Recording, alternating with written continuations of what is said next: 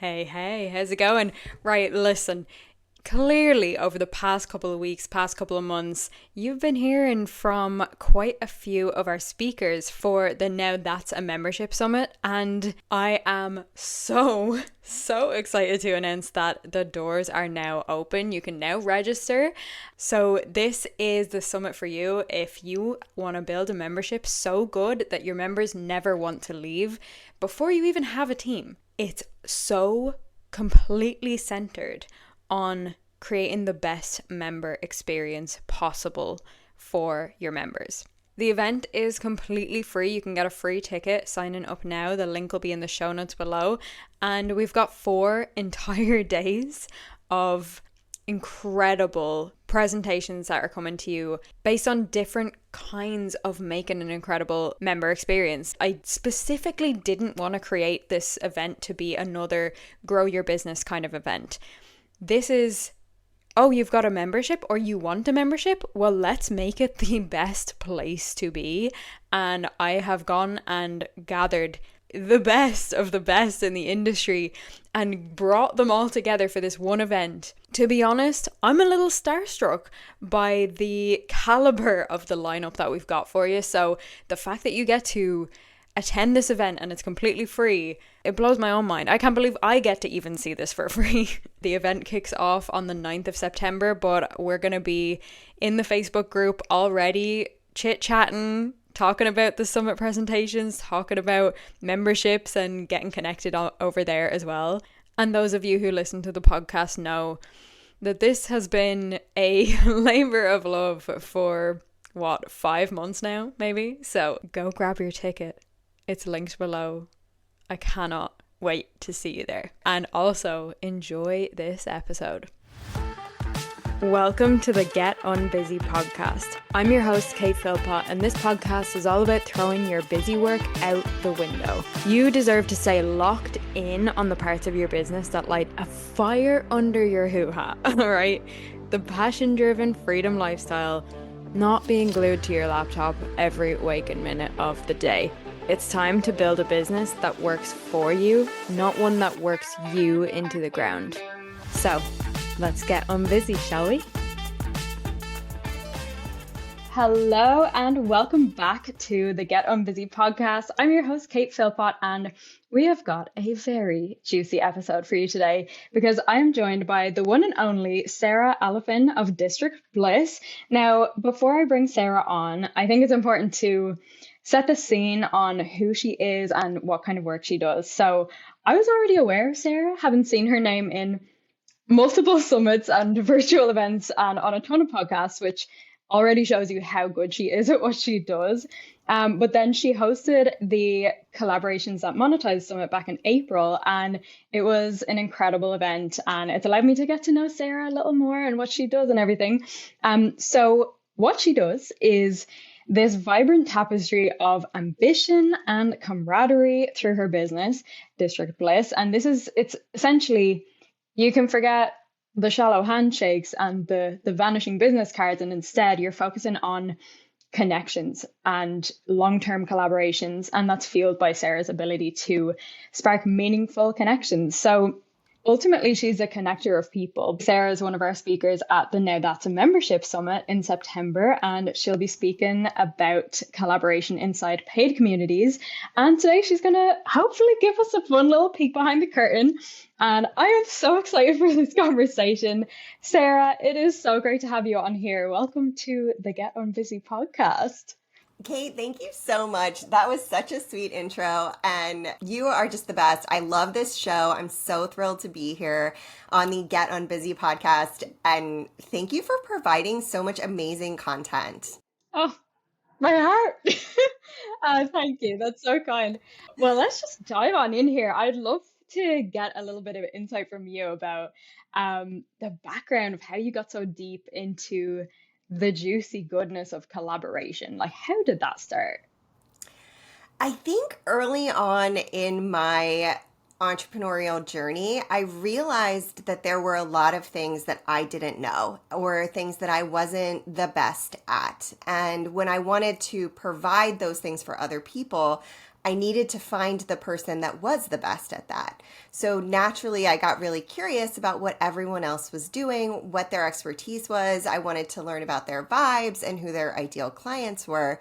And through that natural curiosity, we found ways to work together that would increase both of our visibility. And so it then brought in so many more people that never would have heard of District Bliss from these pre-established audiences who already loved and trusted the experts that I was collaborating with.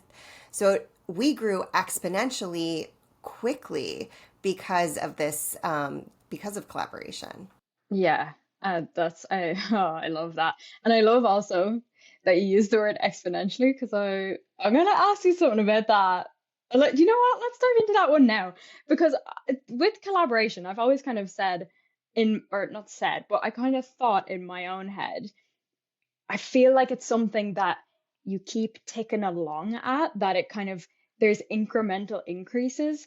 But do you find that there is an exponential trend when you prioritize collaboration? Like, does it start slow and then speed up, or can you see pretty fast results? Like, how does that trajectory tend to work? I love this question. And this is like my most lawyery answer ever, but it depends. Yeah. We can dig into how though. So the first thing is like you have to get really clear on your goals before you dive into collaboration because if you're doing the wrong thing, you're not going to see that growth. So you need to determine, am I looking for a small amount of highly qualified leads? Or am I looking for a large amount of leads who are going to come in pretty cold, but then I have my nurture really set up to convert an appropriate percentage, the desired percentage of people into clients or whatever the goal is. It might not even, it should always be monetization in some capacity because we are business owners, but clients may not be the right word for you, depending on what your business model actually is. And so getting really clear on those goals and then choosing the strategy based on the goals is going to be just pivotal in order to have that exponential growth because exponential growth will look different for each of us. If we're, participating in a bundle, we might get 600 leads or, however many leads from that bundle, but they're coming in cold. And a significant amount of them will unsubscribe, make peace with that now. It has nothing to do with you. They're getting, if it's one of the bundles that has 300 contributors they're going to be getting, their emails will be flooded. They will be overwhelmed. There is no way around that. And so, if you haven't found a way to stand out in your email nurture and your onboarding sequence, then or it's not the right fit because that is also a possibility. If they are not the right fit, you want them to go. Make peace with unsubscribes. It's not you. It's you want people who are the right fit on your list. But if you are looking for something like a highly qualified lead, then you might be looking more like speaking in other people's communities, coming on to podcasts. Speaking at summits is going to give you a bit of a warmer, more qualified lead because they will have been attracted to whatever you're speaking on, which should be directly tied to your funnel. And then you are bringing them onto your list and they've seen you present. So they know you. Whereas if it's a bundle and let's say your contribution is a template, they're much colder. They don't know what you look like. They don't know anything about you potentially. So you have to really get clear on those goals, which is why I'm giving you that goals worksheet for you to link in your for this episode.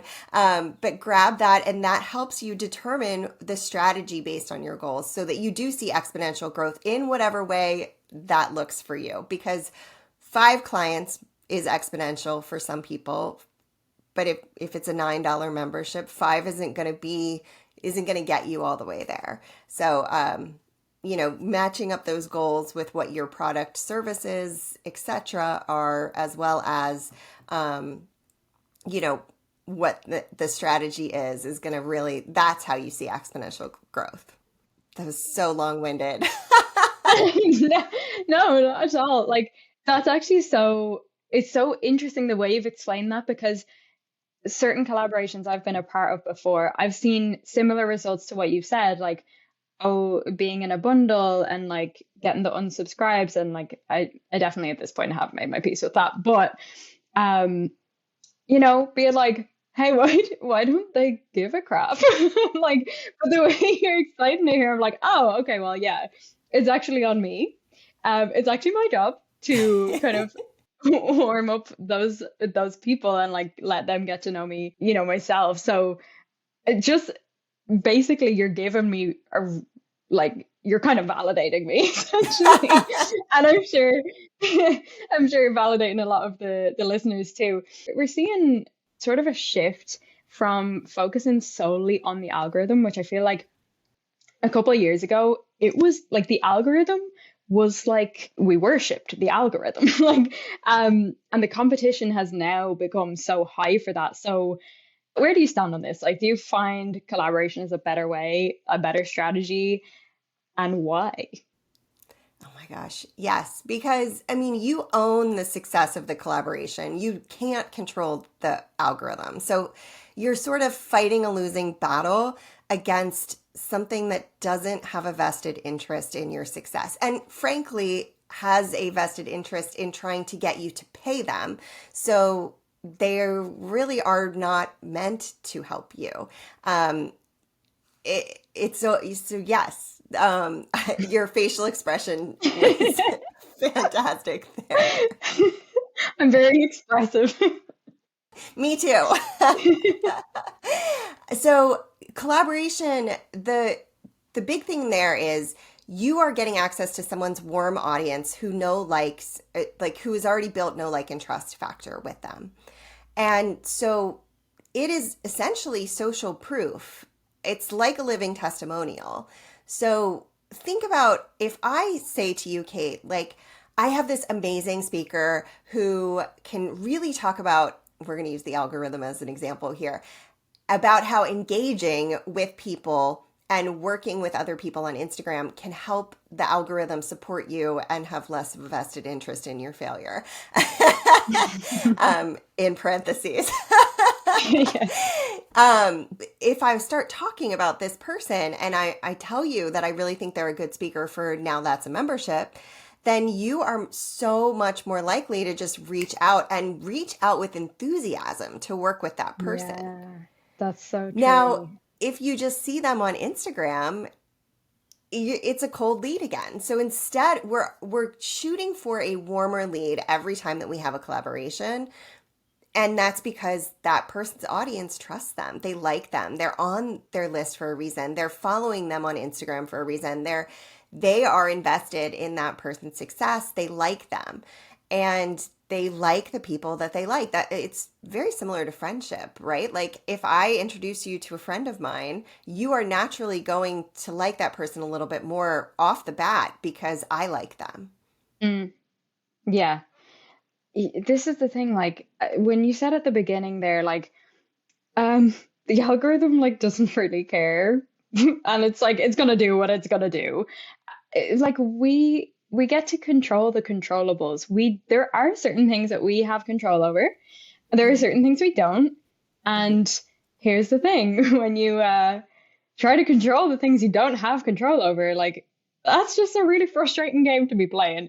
So Yes. yeah, I love that. So here's something I'm really interested in talking about, because I've heard you mention to your own community that networking can feel good even for introverts. This definitely piqued my interest as a hardcore introvert. I think I took a personality test a couple of years ago and it was like, yeah, you're 97% introverted. I was like, oh, all right, no surprise. Like that, like I do a lot of my recharging when I'm alone and stuff. But I'm really curious as to how this works. How does that work?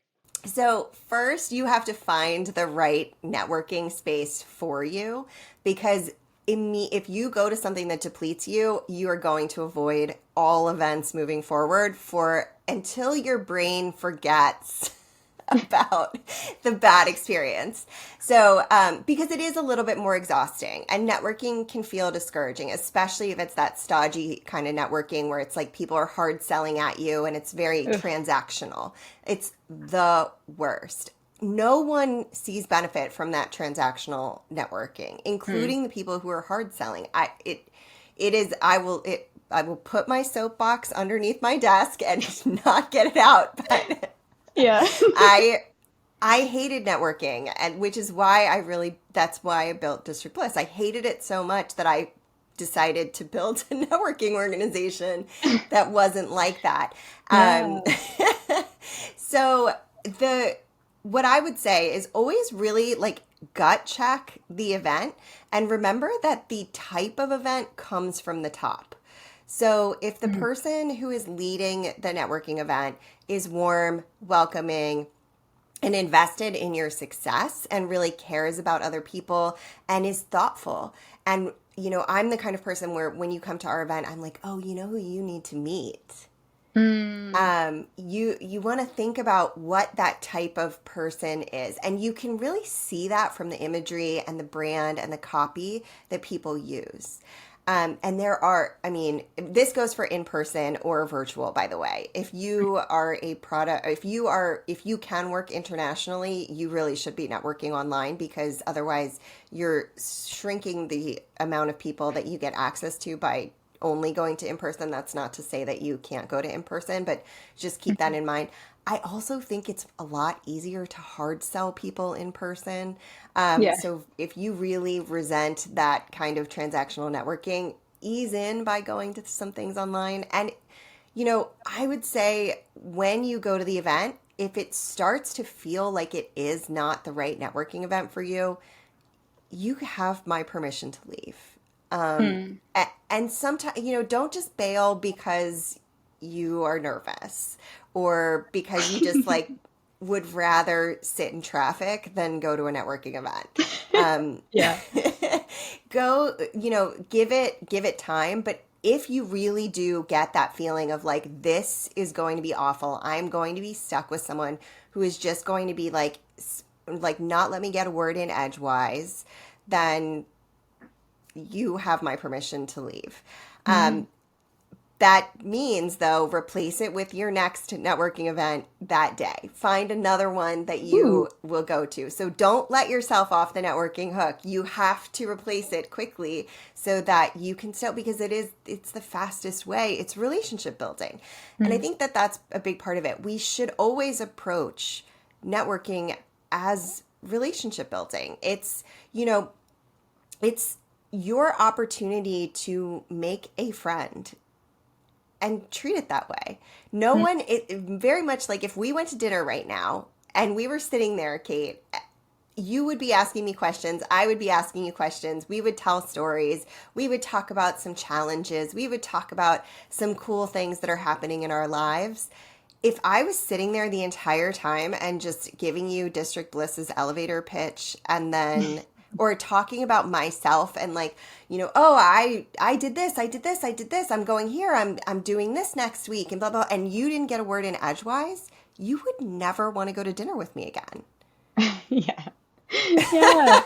Honestly. And like, there's something that you said in there about if the person running the event is like, oh, you know who you need to meet. And like that was like my brain just went, holy, I've actually I haven't seen it, I haven't felt that, but I can totally see on the receiving end how that would be like, wow, I feel really taken care of. Like this isn't just like, yeah, whatever, yeah, come in, like I don't know, talk to each other or something. It's like you actually care. Like that's so completely different.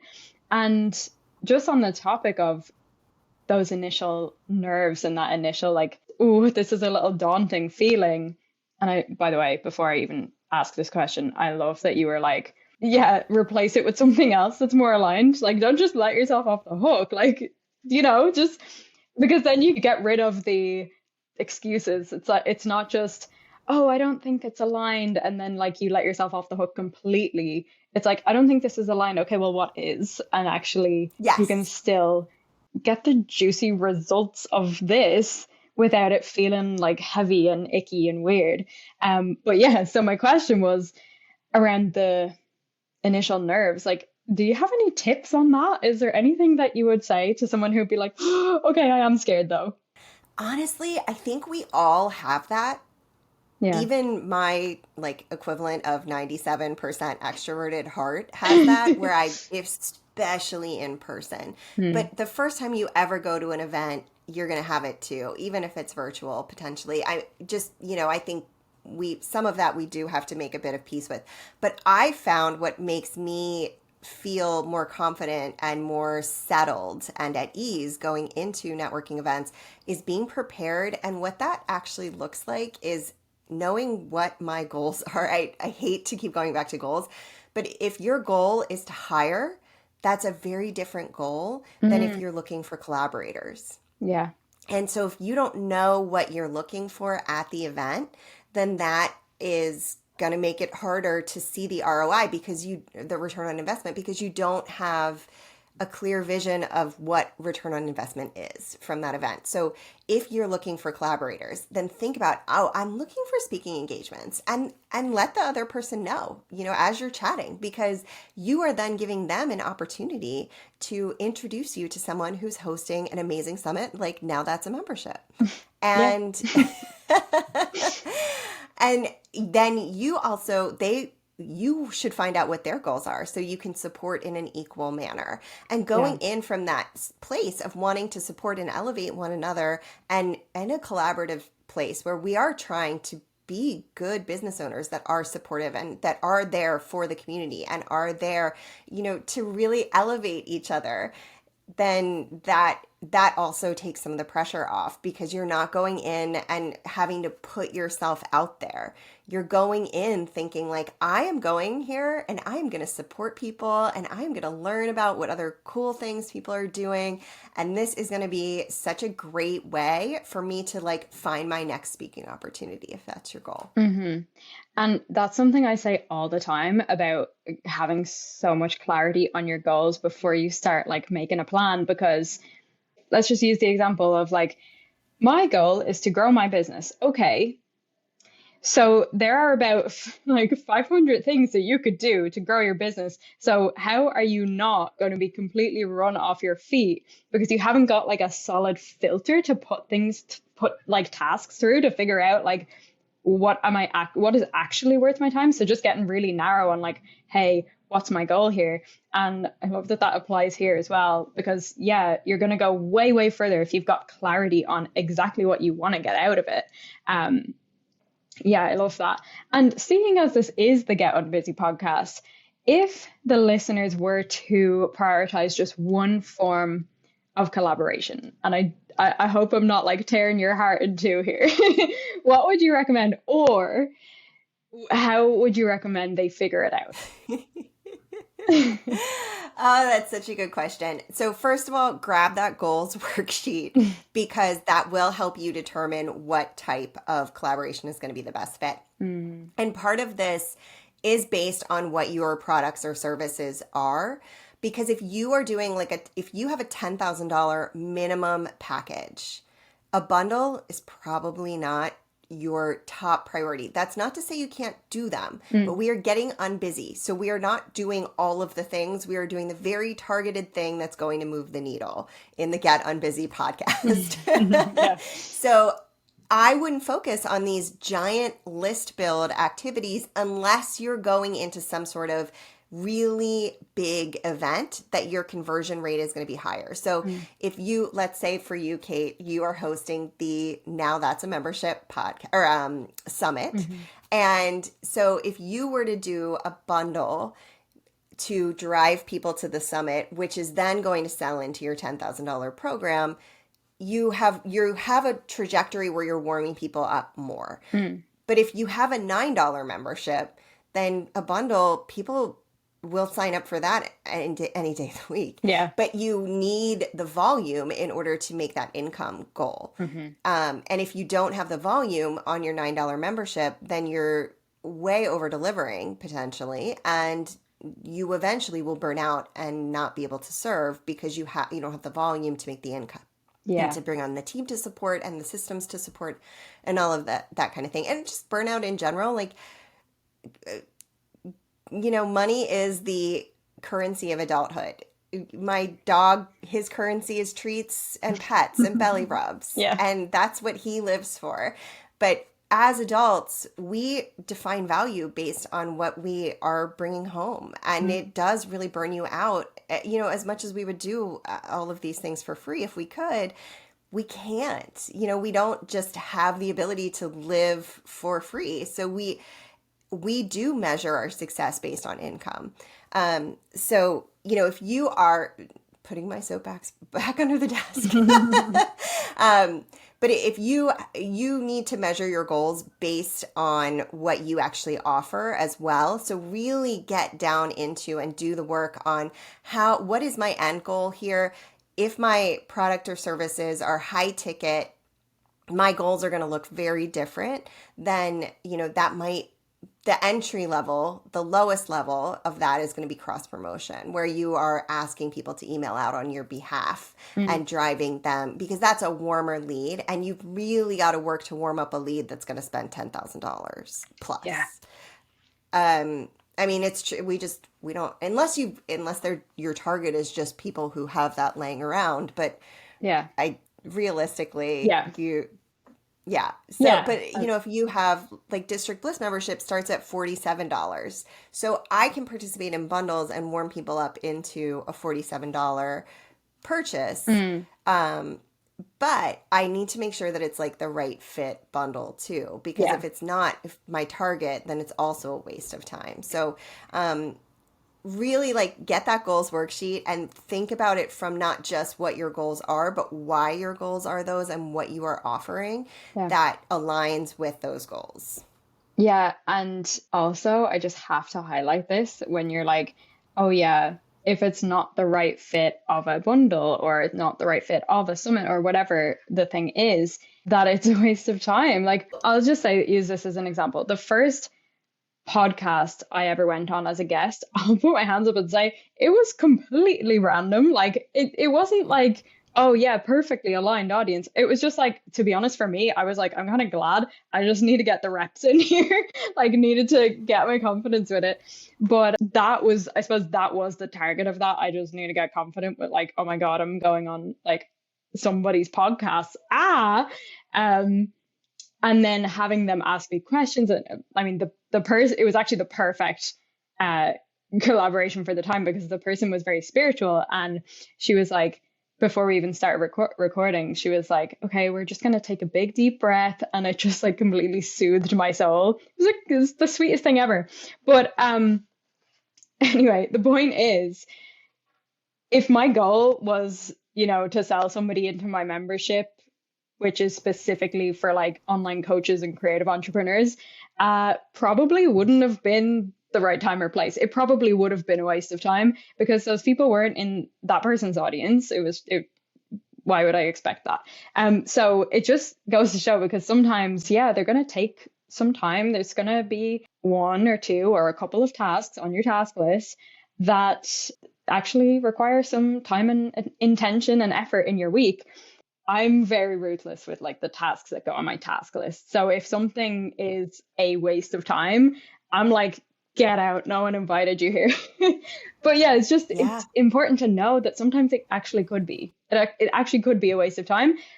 But that's why you go into it with intention, based on like, okay, this is the right audience for me. This is the right topic. It's aligned well. And that's where your time, your ROI on your time goes, woo, real high.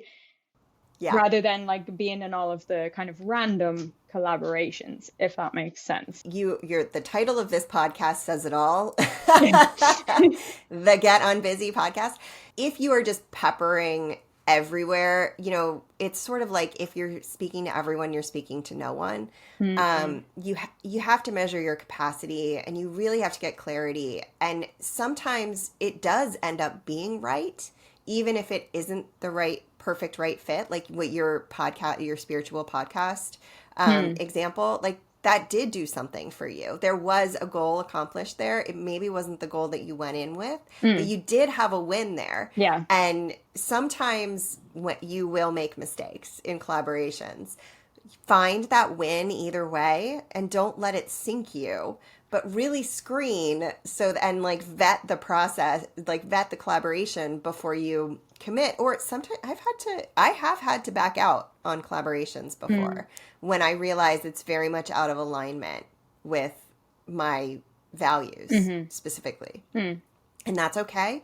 Do it with grace, do it as best you can, so that you don't end up with a negative experience Yeah. for anyone. So sometimes you will have a learning experience that is, this wasn't the right audience. Half the people unsubscribed, or 70% of the people unsubscribed, or I only got one opt-in if you're building your email list. Or I got 3 opt-ins and one of them converted. 3 opt-ins is very low, but 1 converting is great. So really vet it, but like also find the win when you do make a mistake, because we're human and we will make mistakes. And you did have a win on that podcast. Yeah, and I don't look back at that and be like, ooh, that was a mistake, because that at the time, like that was quite a while ago. I really just needed a little boost. I needed to know I could do it. Like, imagine I got the most unreal opportunity on like some massive podcast for the first time. I would have been crapping my little pants, like, so and that was just like me personally. I just needed the reps in, but yeah, no, it's such an interesting part of this. But speaking of making this a manageable approach to your business and growing your business, what would you say to an online business owner who, they want to grow their network, but they might be feeling a little overwhelmed by all of the moving parts, like, the applications, and then connecting to people on multiple platforms and DMs and interviews. And like, is there any way to make this easier or even feel easier? Yes. I I think focus on, first of all, figure out how much time and what your capacity is. That's a good first step. Yeah. Because if you don't have the capacity, you're going to end up reaching out to a bunch of people and then you're going to ghost them. And there is nothing worse. I reached out to someone about a collaboration the week before I went out of town, and they responded right away, and I didn't see it for like 10 days. And that's just not, that was a poor decision on my part. You could do a lot worse, but I hear you.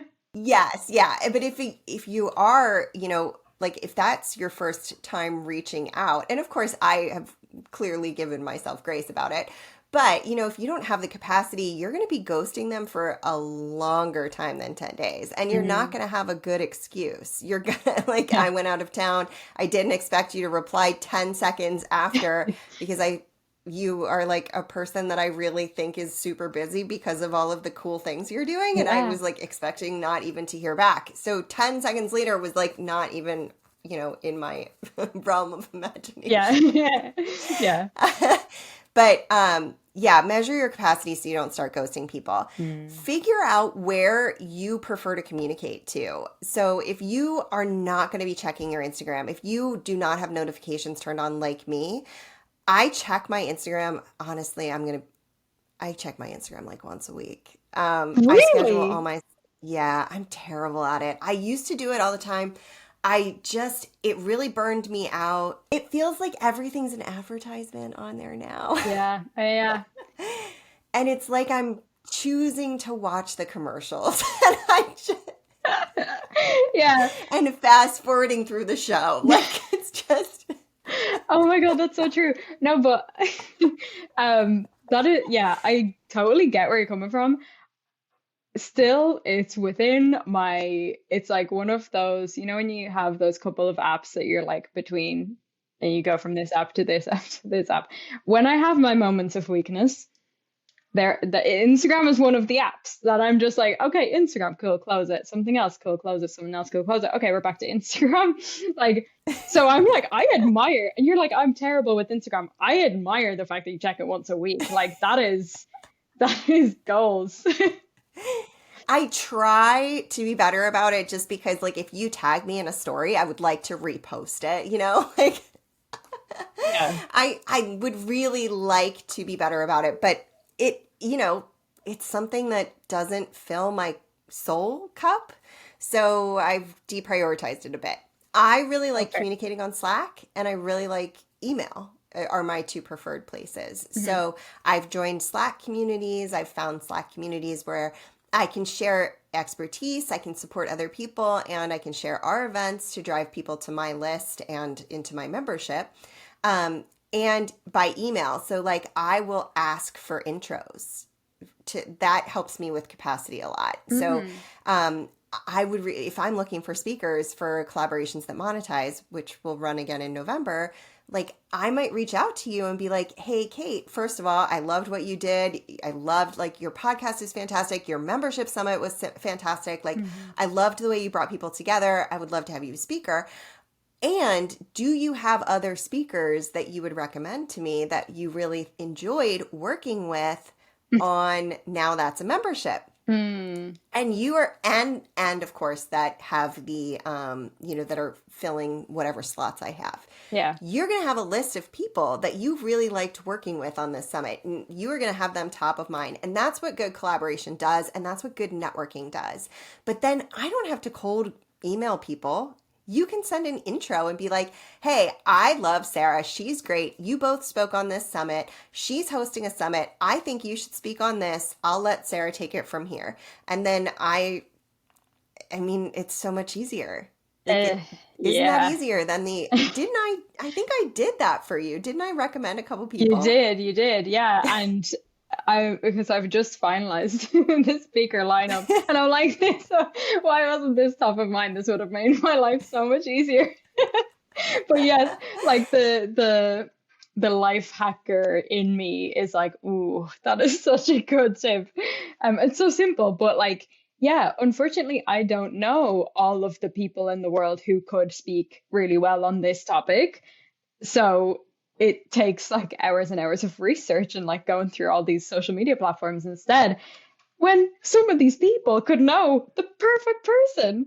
Oh, yes. Yeah. Yeah. And it's like, and the other thing is that people show up differently when they are showing up as a referral or a recommendation, because they know that I've put my neck out and said they were good. So they're going to promote and they're going to show up to the live events if they can. And they're going to, if you have them, and they're going to really like, they'll go above and beyond because it was a recommendation and because they don't want to let me down in addition to wanting to show up for the summit. Yeah. So that's the really, like, this is where collaboration and really building your network is where you're going to see the ROI. It's because people will show up in a different way when they know that they're representing another person as well as themselves. That is absolutely gold. Like, that is such a good point.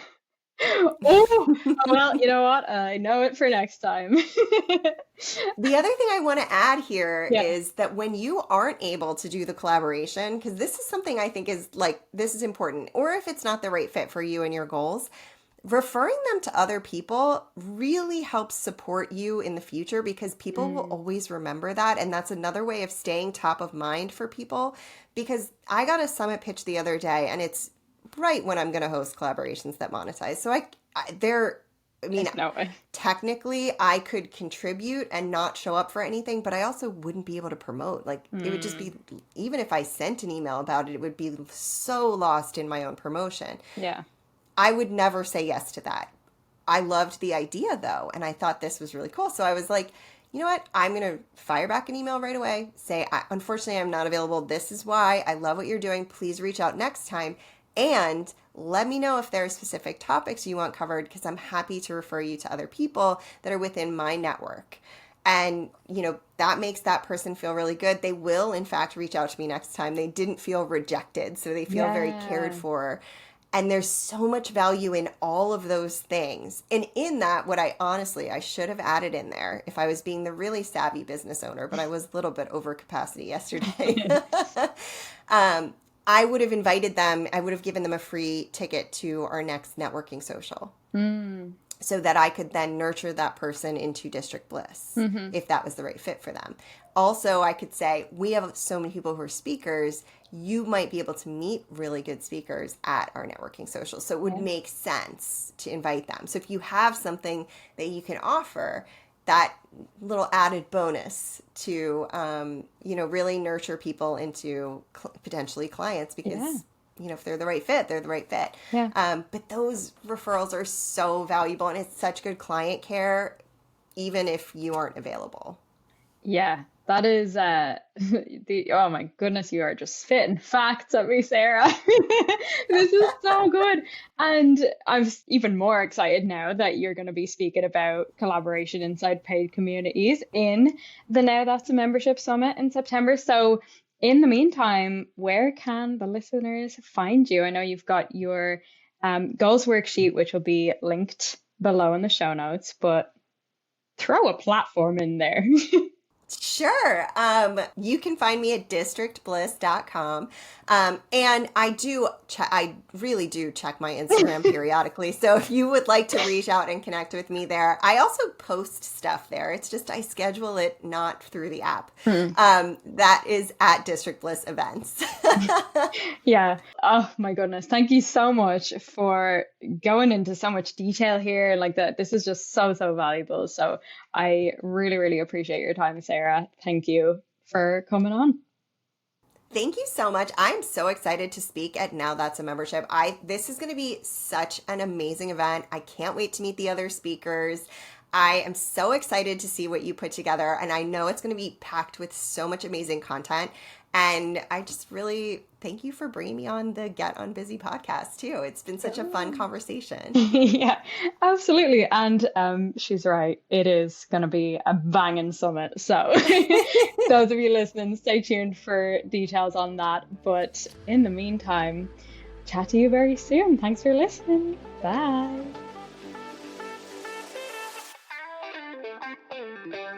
All right, gorgeous. That's a wrap on today's episode of the Get Unbusy podcast.